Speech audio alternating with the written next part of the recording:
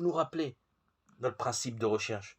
Nous ne pouvons affirmer quelque chose sur Dieu que dans la mesure où il nous l'a rendu accessible dans sa révélation. Nous n'avons aucun droit de partir de la paternité humaine pour décrire celle de Dieu. Comment ceux et celles qui n'ont pas eu un vécu positif avec leur père charnel parviendraient-ils sinon à croire en Dieu? Lors d'une soirée d'un groupe de jeunes chrétiens, les participants se mirent à parler de Dieu et essayèrent d'expliquer qu'il est comme un père.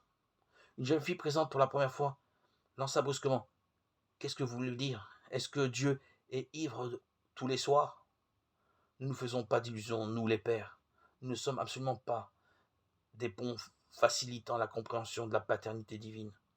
Nous devons raisonner de façon exactement inverse. Paul déclara en Éphésiens 3, 14 : je me mets à genoux devant le Père, de qui dépendent comme un modèle toutes les familles des cieux et de la terre. En observant comme Dieu et comment Dieu agit envers son peuple d'Israël et comment Jésus se comportait envers tous ceux qu'il rencontrait, nous percevons quel genre de Père Dieu est.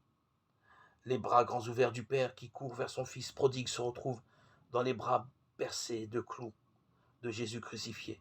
Jésus n'a pas seulement enseigné que Dieu est le Père. Dieu, par la vie, les souffrances et la mort de Jésus, montre qu'il est Père.